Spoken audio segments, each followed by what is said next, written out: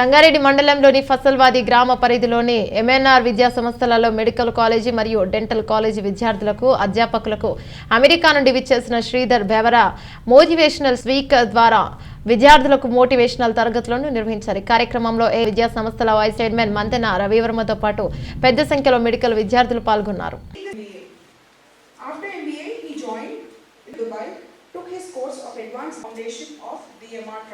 Here he established BMR Innovations. Sir is a best-selling author, a motivational speaker, a strategic advisor and a senior corporate leader. Goa, also advisory for central government for foreign investors.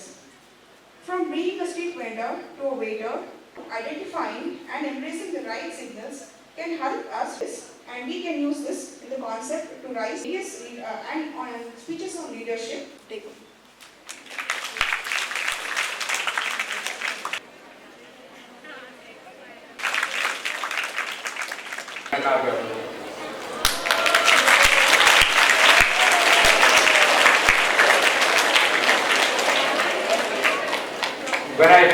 When I first was contacted by his office, and then they asked me to speak to him, and I did speak to him, and I felt some sort of a vibrant energy in his voice. That was my first experience with him.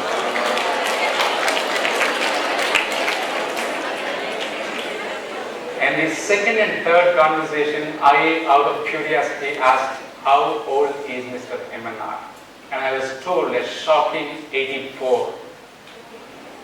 And at the age of 84, I could just visualize a person's passion, you know, the passion, the guide light, the guidance, the guiding force for anyone to manifest an idea into reality. One should always have an extraordinary level of passion, without which, I'm very sorry to disappoint, no passion, no future. So this gentleman, when I spoke to him on the phone, after knowing that he is 84, my respect towards him has multiplied. And in fact, until then, they were chasing me to come and see him. Then it became the other way around. I said, I'm going to come and see you, because he deserves our recognition, the kind of the institution that he has created, one of the biggest in the country, probably biggest in the state. What he must have gone through for the last 50 odd years is, I think, commendable. Let us give him a very big round of applause.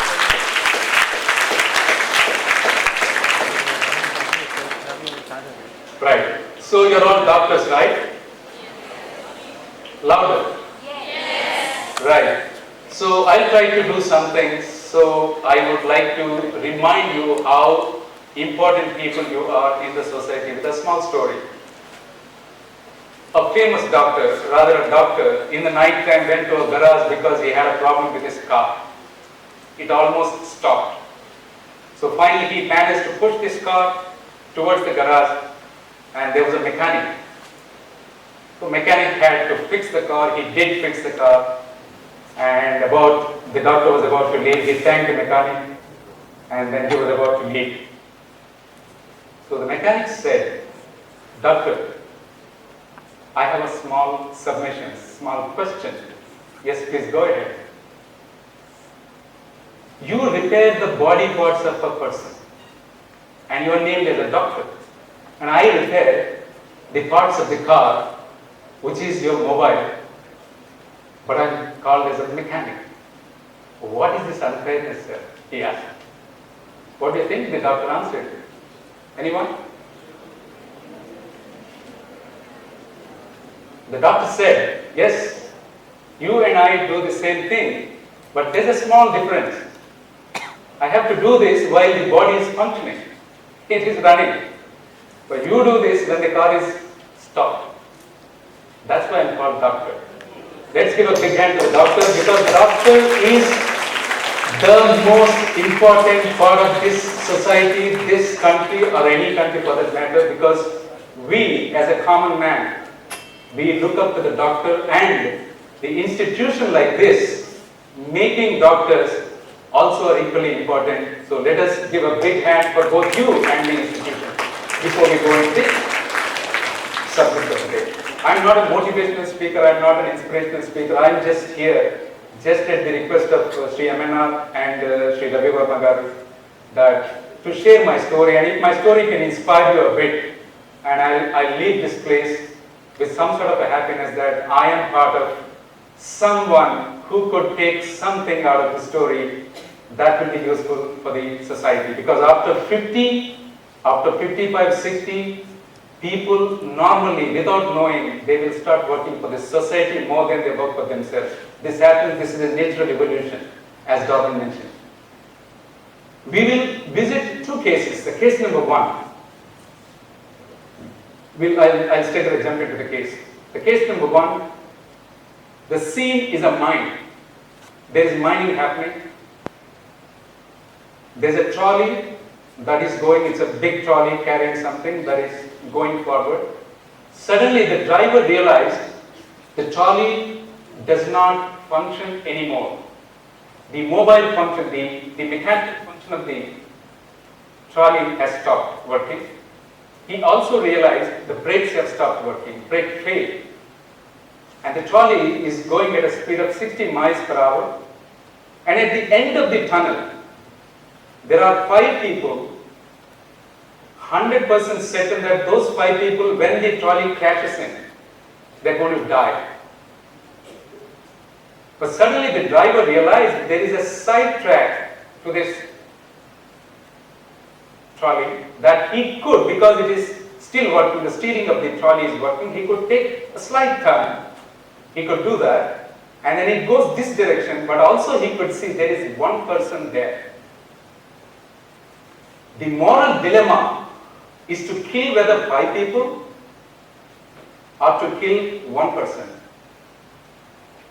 The majority or minority, whatever that is, who is going to say yes to kill 5 people?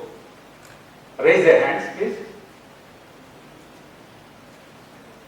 Okay, please feel free. I mean, this is just an interaction with your friend, let's say.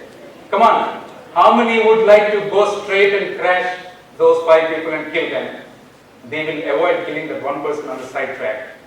How many people will go to the side track and kill one person and they will avoid killing 5 people? Please, 5 people killing. Murdering 5 people, please. Hands. You have to take a decision. You are in the trolley, remember. You have no choice but to take a decision. In life, the biggest failure of you is not taking a decision. And you are doctors, you are in the surgery room. There is no space for you people to procrastinate from not taking a decision, right? In surgery, you have no place for procrastination. So tell me, who is going to crash into the 5 people? Raise their hands, please. Up.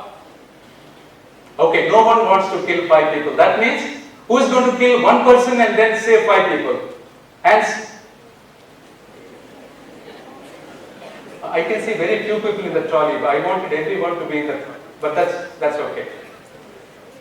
Why some, who raised the hands for killing one person? Any student?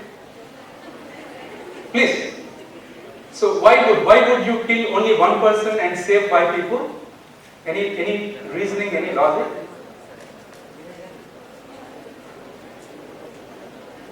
No? Okay, we will change the case then. Now it's a hospital. It's a hospital now. You have 6 people just rushed into your hospital. One person was severely injured and 5 people are minorly injured. They came from that mine. So I'm not leaving you with this case. So those 6 people have been admitted into your hospital. Now you have a choice. These 5 people would require a heart, a kidney, a liver, a pancreas, and lungs, let's say. The critically ill person, okay, the critically ill person is going to die if you do not attend him. There is only one doctor. And if this doctor decides to save those 5 people instead of this person will die. So who will survive? Who will save this one person for the 5 people? Or who will save the 5 people for this one person? Anybody? Hands please. Come on, somebody say something. You're doctors. You are the only doctor in that hospital. You have been admitted with 5 plus 1. 1 is severely injured and 5 are minor injured. You attend severely injured, 5 are going to die at the end of the day. Who is in for the severely injured or the 5 minor injured? Anybody please, just one. None? Okay. Please tell me why. I can't hear, please. Who do you want to say? 1 person or 5 people?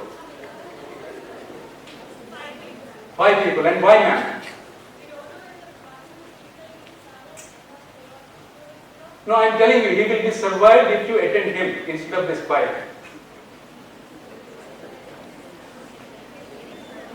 Okay, I'll give you a chance. So now you have only 5 patients.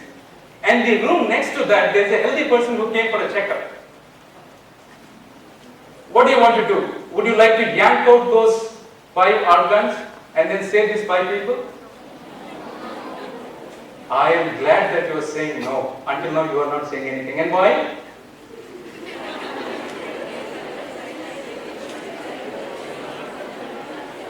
Some moral difficulty, right?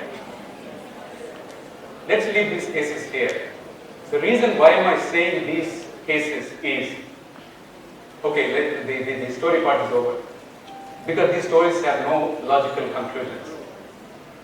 When you are a doctor, when you are an in charge in a place, whether you are a doctor or not, you as the in charge of the place has only one duty. It is not a choice, that you have to take decision. Because without taking a decision, we don't progress. For good or bad, for ugly, for moderate, for whatever the future generation will decide and recognize you with whatever you have done. But at this moment in time, you all have to take decisions. If you are an in charge, you have to take the decision. Without decision, without action, you are not going to go further. The case studies that I just mentioned are case studies in the Harvards. It would have been nice had you interacted a little more, but that's fine. Now, anybody can tell me what is the power of manifestation? Manifestation. You know the vision? Somebody has a vision to become.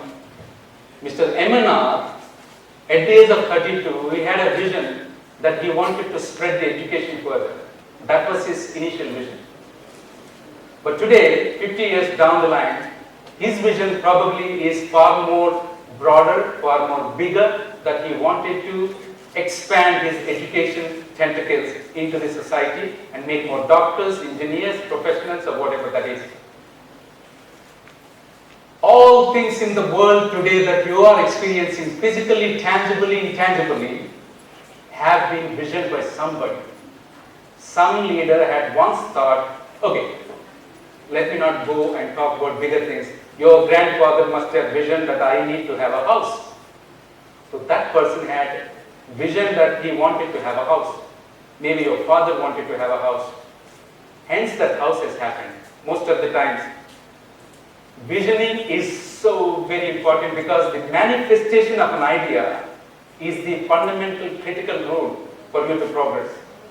You want to become a massively successful doctor or a massively successful MD of a big super specialty hospital, whether it is in New York, India, wherever that is, you have to have that vision. Then the manifestation begins. The moment you started having the vision, then you know what to do. You give the thought to the vision. And then you put the action into that vision, which is resources. At your age, probably your resource is to put time and effort passionately, so dedicatedly. Because I think, I know this is because my second daughter is a doctor. So I understand a slightly little that what tough work goes behind one person becoming a doctor. I think it is one of the most toughest part of becoming a doctor. You study very, very hard, very dedicated. And I know that success rate of doctors who ever study in the institutions is more than 90%. That means you all are mostly successful by now and at the end of the course. Your vision is so very important. Don't just think of just passing this Mbbs and then going to the house surgeon or maybe attempting USMLE, some people. Do not do that. Have a vision. Give thought. Put energy into that vision, that thought, and align your body, mind, your thought so that you are in the track. This is a long-term game, my dear. Long-term game. I'm sure by the time you finish your MD and all that stuff, you are becoming some 28, 30. If you're slow, you become 30. If you're very fast, maybe 27, 28. That means you are all going to spend a lot more time in this part. So please, this is your journey. Make this a journey. Don't make it an overnight thing. Make this a journey so that you can enjoy whether you like it or not. But your respect in the society is something phenomenal. Nobody can match. A doctor is a doctor in the society, and that doctor is so very highly respected. And I'm sure you all know that. Do you all know that? Big yes, please. Yes. Right. What do you do other than you study? Where do you study most of the times? In your rooms, in the library, or where? No, I can't hear. What is that? Somebody from the front bench, please. Rooms, you study in your room, in open space, in the library. Library. How many of you have the habit of spending your time in the library, studying something, I'm not finished, studying something other than your study material? Can I say zero? Do you spend some time in the library? So I'm taking, because I can't hear properly, so I'm taking it as a positive answer that some of you are spending time in the library. And I'll tell you some secret to become the most successful person in this nation, in the world, anywhere, at any given time. This 4 years or 3 years or 2 years, depending upon your course duration. People who spend time in the library are those who become highest successful people in the world. This is a proven empirical data available. This is proven. And I'll tell you why. Universities have one duty to have a great library. I think your library has been opened by none other than the great Dr. Abdul Kalam. I visited it inside. I'm not visited it inside, but I'm sure it must have been a great place with a variety of books. Do you know what is there in the library? The lives of other people, the experiences of other people, the study, the research of other people. And how nice, because our experiences make us wise person, right? We become wise with our own experiences. But what if we add other experiences, other perspectives from different parts of the society, different ideologies, different thought processes, and different studies? Just imagine how enriched your knowledge becomes, how enlightened you become once you're out of this college, had you spent some time in the library. And just understand that today, who are mostly admired? The people with great oratory. You all agree to that? People with great oratory can defend themselves, can also defend their community, their surroundings, for betterment of the society. And people are given golden platter. Those who can defend themselves well, those who can express themselves well. The communication, it's not about communicating, it is about enriched expression of We are in the chaotic world. It's not so easy because your experience alone is not enough to navigate into this complicated world. It is always great benefit to take the benefit of the library because the subjects, the material there is beyond your comprehension. It is properly documented. It has been published after so much thorough research. Please make use of your time in the library, as much time possible other than your study material, because you become the most powerful people when you can spend some time reading about other stories, other perspectives, other studies, other researches, just not about your education. Try to take use because you do not have to start at zero all the time. When you know the stories of 4 or 5 people, your knowledge is already at this level, so you can start your life from here. This is the Pareto distribution where you can start your life always, you don't have to reinvent the cycle. What is there is already there. Why don't you just jump from that part and can use that as a springboard. Please make use of your library because that, you will not probably realize what I'm trying to tell today, but at the end of the 4th year, those people who have spent trying to know more than their own experiences, their own little surroundings, those people are the ones who are going to be far more enlightened, far more impactful in the society, and you will end up admiring them. And I want you to be that person, to be that admired person. Please try to give some time beside your study path. And what is the most important part? Have anyone here come across a book called Ikigai? Oh, glad. Thank you. Any more students? Doctors? Ikigai. I could hear some yeses. I'm glad. There is another book called Blue Zones. Anybody? Blue Zones. Okay, what are you studying? What is your main objective as a doctor? Okay, can anyone tell me what is the average expectancy of life in the world today?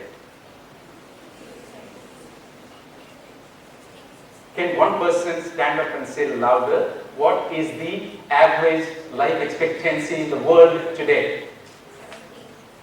Sorry, yes? Somebody said something?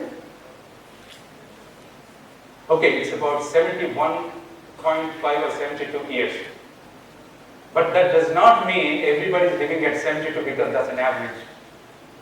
As a doctor, I'm sure one of the biggest motives is to improve the life, improve the health, so that you can lend the person a bigger lease of life, make the person live longer. Is that right? Please say yes. Yes. Yes. This is what you are actually studying for. You want to lend a greater health to the society and improve the life expectancy rate. Maybe. Somebody read Ikigai? Doctor? You read Ikigai? There are some places, okay, we will stick to some 5 places.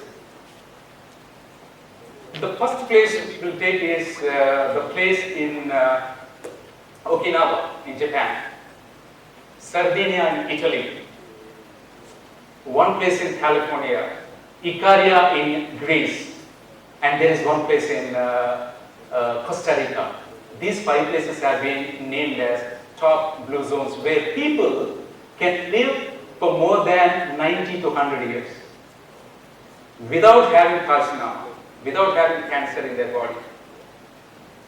Can anyone tell me what is the genetic variant which helps us have extreme longevity in the body? Can anyone? Anyone can tell me this? There is one genetic variant which helps actually to have greater longevity of the M26. Please Google this after this. This M26 has been given generations after generations in the place called Sardinia in Italy. And there people live for more than 90 years without having any complications. In my opinion, and I'm sure it is the same opinion of yours, healthy body means the morning when you wake up, You have the same willingness to work, whatever work that you are doing. And you have the same willingness to be kind. When you are kind, you become the greatest doctor. No doctor, no leader, nobody in this society who is not kind can be a healthy person, because unkind person's mindset is so totally different, and that person's impact on the society is always negative. It's not positive. So this Sardinia in Italy, people live up to 90 plus years, up to 100 years. Okinawa is a place where people live easily for 100 years.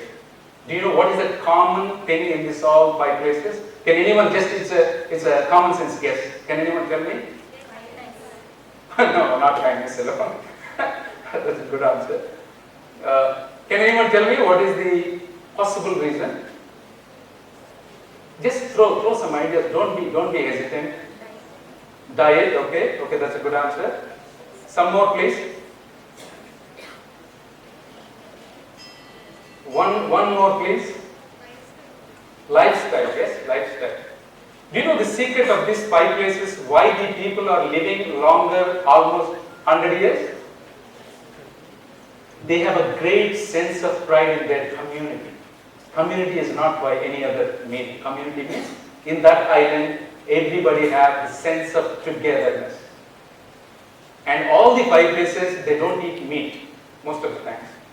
They eat very, very naturally grown food. And three important factors that are helping them: relax, recharge, and reflect. These three are common traits that these five societies are displaying, with which it is a data that is available on the net, that people from these places are going to live for more than 90 to 100 years. Why am I telling this story to you, doctors, is that I am coming to a part where you as a doctor have a fundamental duty to stay healthy, first of all. If you are not leading a healthy life, believe me, you have no right, no moral right rather, to tell anybody, to preach anybody to stay healthy. It starts from you. You are the representatives of this complex subject called health. As doctors, I'm sure you understand much bigger and better than me that genetic cause is something that we cannot debate. Whatever we have imbibed, inherited from our forefathers, parents, that is there in our body. But what can happen when you, with a good lifestyle, when you counter this life with good lifestyle, I'm sure we all can delay the disease in the body. It can just turn around any time and then attack us. We align ourselves in such a way that we try to stay healthy. Besides the technical reasons of genetic, okay, somebody is born fat, somebody is born physically challenged, mentally challenged, we are not talking about it. But at the end of the day, as a doctor or as a person who is pursuing the doctorship, are you doing enough to your body? Your passion, your emotion, your fiance, your mother, your relationship, nothing has no meaning when you do not have the body itself. All that is housed in this body. Hence, you are the first representatives to show the world that you practice that good lifestyle. And make sure that what you speak becomes walk the talk. Otherwise it becomes preaching. Do you all agree with this? Okay, I'd like to take some questions. Anybody? It has been a monologue. You can give the mic, sir, in case if someone wants to ask something. You can ask anything, don't ask something about medicine. To you, as a representation of medical college, I have not a question, but I want to have a clarification from you. Right, you told that we are the people who are supposed to take the decision in a crisis, and the decision will be influencing others' life rather than our life. Right. Usually when we are indecisive, it means that we have a conflict in the mind. The two thoughts are running parallel, as you are telling 1% or 5%, whatever it is. Now, what is the best method or what is the best line of taking the decision? I mean, what are the parameters that are to be taken into account to take the best decision in that crisis? Will you please enlighten us, sir? Sure, sir. And thank you, because there is a sage in the village where many people regarded him as one of the finest sages. He has all powers. But there are two boisterous kids, always thought this sage is a fake. So they thought if they will prove this sage wrong, and hence they can save the entire village from believing that this guy is a sage. So one day they went to the sage place, and before going there, they called the entire village with them. Please come, we are going to prove the sage wrong. They all went, because they were also curious to know whether the sage is fake or genuine. They knock the door, sage comes out. Sage's face is so composed. Sage already understood what these boys are going to play, because he knew. So this first boy,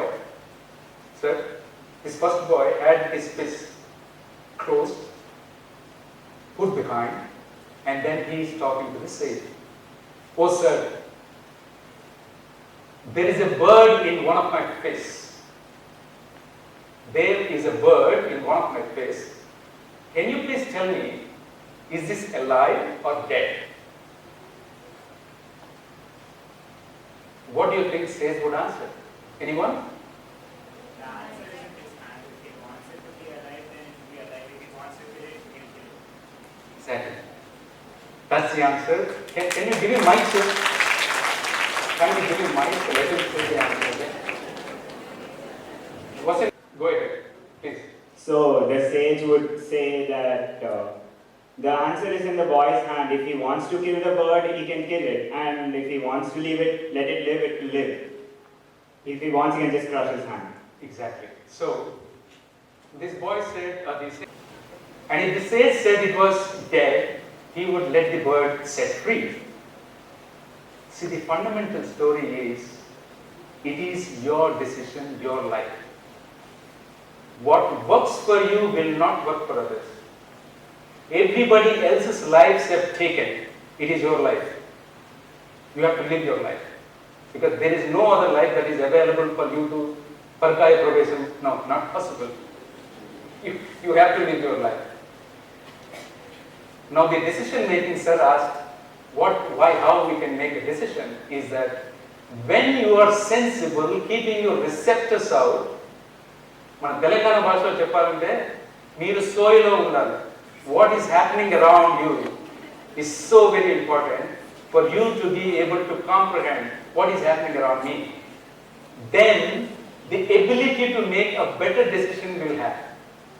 But taking a decision is going to promise you a successful outcome. If someone is telling you that way, please do not believe. That is not the case. Taking a decision's only objective is to reduce the failure gap. We don't know. Mr. Ravi Verma has done this way and he became successful. Then there is another gentleman comes and do another way, probably he will go further. So there is no set format to measure the success. What I'm trying to say is, this is your life, this is your decision. The more you are alert to what is happening around, then the sensibility in your decision comes into the play. Hence, you see normally among your friends, somebody you think is always, quite poised, or he takes good decisions, he thinks better. You go to him or you go to her. Why? They take time. They don't react. They respond. A response comes after a bit of a thought process in it. I'm trying to say is that the decision making is your own thing, because why you have to take that decision is your fundamental area, your concern. But make sure when you are making a decision, at least you are not hurt in that. And then your nearby society is not hurt in that. Such decisions, most of the times, give you some result. And one decision is not enough. You having to achieve an MBBS degree, I'm sure every day you are making a lot of maneuvers. You have to make a lot of maneuvers. You know how the water moves. Water moves like this. It finds the lowest point all the time. But it will not stop until it reaches the lowest point. So that's how you study. I know that. But maybe you may not be able to comprehend that. But at the end of the year, for example, somebody has achieved the distinction. It is for a reason you are achieving the distinction, because you are taking constantly a fundamental decision of every day you finish whatever that is. You don't procrastinate. The people who finish that day itself, are more likely to be able to have a better result at the end of the year. But some people are extraordinarily smart. They have a greater IQ, but I just read the Sri Amarnath's book of 2 billion heartbeats, in which his tagline is, I can breed better result than IQ. Your IQ has no meaning when you don't have a good approach, good attitude. And good attitude will help you to make a better decision. Sir, I hope I'm able to give you some suitable answer. Any more please? I think your principal sir asked something. Why did you ask something? Please. Any time influence on decision? Time influence on decision? Yes sir. Yes sir. Timing is the key. You alasyam amrutam visham ane Telugu saamita undi. I don't know how many of you understand Telugu. You all understand Telugu, is it? Yes. Thank God. If you do not take a decision in time, the shape and the character and everything of that area becomes totally different. If you are not addressing it today, tomorrow you cannot just address with the same thought process of yesterday. Sir asked a very, very pertinent question. The timing is the key. Even, for example, I'll tell you, Facebook, you know which year Facebook has come? 2003, I think. Before the Facebook, there was another name, much better than Facebook, which came in year 1998. It was a failure. You all know Airbnb? Anybody knows Airbnb? It's a company, something like Oyo. Actually, Oyo is a copy of this Airbnb. Airbnb is, sir, I'm sure you know Airbnb. Airbnb is, you just go to internet, you just select where somebody's house is free for one day. I can go to their house and stay there. Same idea was implemented 5 years ago, that became broke. But Airbnb became a unicorn within no time. You know why the time? Airbnb came at the time of an economic depression. People did not want to spend money, people do not have to spend money. They wanted cheaper alternatives to stay outside. That's how Airbnb became immediately successful. Same is with many companies. The timing is very, very important when you make a decision. A wrong timing, a right decision is not going to be the right equation. Any more questions, sir, please? Go ahead, please. Why a good decision becomes wrong sometimes? Decision becomes wrong sometimes. Okay. That's the difficulty that we face. That is a great difficulty that we face, because life is not linear. You all studied physics. You all studied physics, right? In intermediate, so you understand what is linear. Life is not a linear equation. Life goes left, right and center in a very most dynamic way. One decision, like sir was asking, one decision is not going to save your life. You constantly, continuously keep responding to what's happening around. One wrong word can end up making you a villain in some place. One right word can make you end up in a hero sometimes. So this decision making is not a one-time game. It's a constant, it's life. Decision making is about life, leading life. So it's not about 1 and 2. You have to take it on. Any, please, first book, which was launched in the New York City World Trade Center. This was launched in 2018. This was endorsed by Forbes and many other names later. It gave me a lot of perspective as to how we can change lives. So this book tried to help to tell you how you can sense the signals around so that what decision that you have to take. We try to decipher how to receive the signals because there are several signals that are available around you.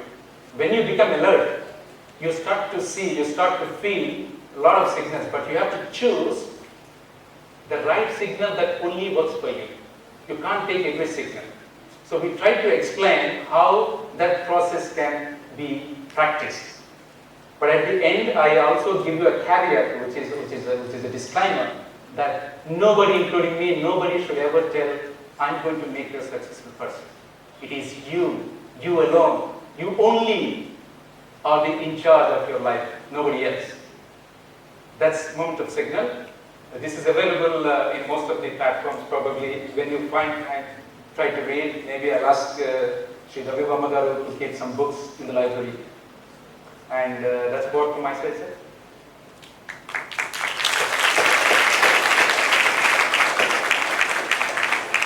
Being we are into a medical profession, when we are supposed to take any decision, we are being given by guidelines like triage, evidence-based medicine, and also the decision making, that is attitude, communication, and behavior. All these things are taught for our students.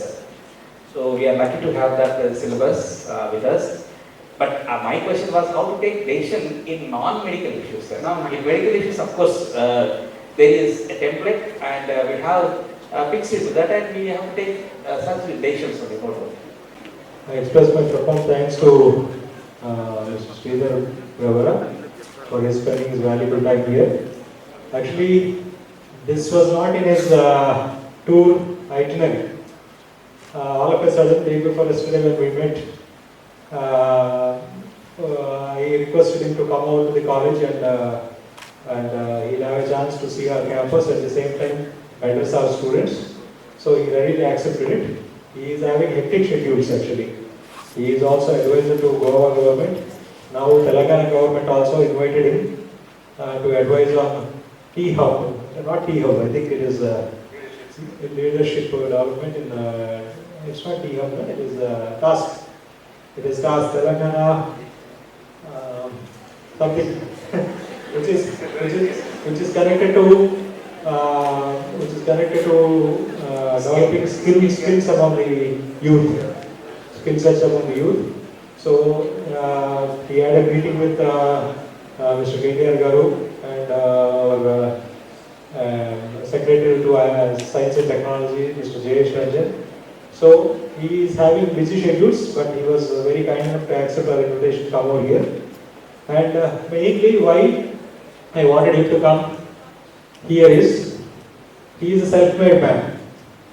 He has come from very, very low, economically backward family, where he could not have time, he could not spend money for going to a college or a school, a good school. But right now he is advising big corporate companies on management and HR development and the management of the organizations, administration of the organizations. He is advising them. So that he is a self-made man. That is the most impressive thing which I found in him and which impressed our chairman sir and myself. And his articles we carried in most of the magazines. On the about few weeks back, it was on the Inadu Sunday edition cover page. His story was there. So mainly, whenever I meet such people, I feel that I should bring them to the campus and I should make them address our students, because that can be inspiring. Out of so many people sitting here, if that story can inspire at least two people or one person, that's great. That's great. We could bring change in that one person or two persons. That's great for us. We feel very happy about it. Because as it is, all 5 fingers are not the same. All 500 students sitting here are not the same. Some people take it inspiring. Some people just go out and forget about it. It depends on their wisdom. So we feel such people should come and inspire our students so that if it can influence the lives of at least few students, that will be a very happy thing for us and for people like him. So that's why we invited him. Thank you, and thanks Dr. Sridhar for coming over here. Thank you.